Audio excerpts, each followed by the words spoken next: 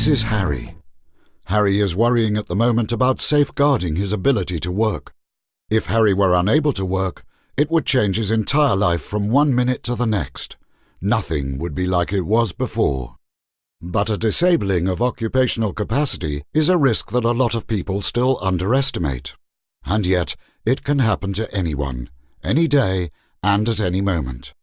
According to consumer advocates, in the course of his or her life, 1 in 4 workers will be rendered prematurely disabled and unable to work. However, Harry believes that only affects older people. But Harry is wrong there. Because approximately 30% of disability cases happen between the ages of 25 and 40. And there are many causes. It isn't only an accident that can lead to the disabling of occupational capacity. No, mental diseases, musculoskeletal diseases such as a herniated disc, or connective tissue diseases of the muscles can also lead to a disability, just as much as the effects of diseases like cancer, cardiovascular, or any other disease. But Harry believes that the state disability insurance will be enough. But that's a big mistake. The state has largely withdrawn from disability protection, which means there is an enormous gap in coverage and a huge existential risk for everyone who doesn't have a private workers' disability coverage. But why is that? Today, Harry would only be supported by the state in the case of so-called reduction in occupational capacity. Here the state still distinguishes between half and full reduction of occupational capacity. Half disabling of occupational capacity would mean that Harry could conceivably work more than 3 but less than 6 hours in a day.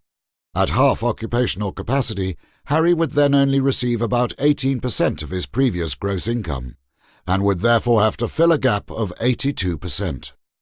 Full occupational capability disability would mean that Harry could conceivably work up to 3 hours per day. In this case, Harry would then only receive about 35% of his previous gross income and would still have to fill a gap of 65%. In plain English, this means that in the event of a disability, the state can provide an engineer, a metal worker, or a business administrator with a simple job, such as being a doorman. If in this case Harry were able to pursue conceivable activity in the labour market and were able to work more than 6 hours a day, he would then no longer receive support from the state. If Harry's life then completely falls apart as a result, in the future much is called into question. How will Harry meet his living expenses? How will he pay his mortgage or the rent? How will he support his family? And who will provide for the education of his children?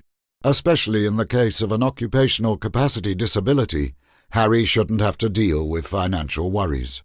To prevent this from happening, Harry should definitely protect himself with occupational capacity disability insurance, because in losing his ability to work, Harry would have to fill a big financial gap. Incidentally, at this point, we have 2 important tips for Harry and for you. Here's our first tip. Start as early as possible with your occupational capacity disability insurance. After all, whoever starts earlier benefits from significantly lower premiums and often from other benefits.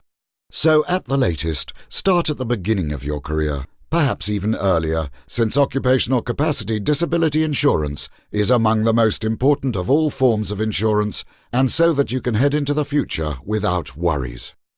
Now our second tip.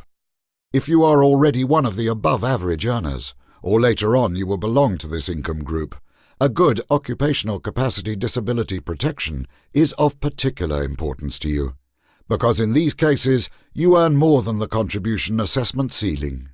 Therefore, the gap between possible disability benefits and your last real income is much greater. To avoid your life falling apart completely in the event of an occupational capacity disability, please seek consultation. In a personal interview, we will gladly analyze which products are suitable for you and whatever else you should pay attention to when it comes to your occupational capacity disability insurance.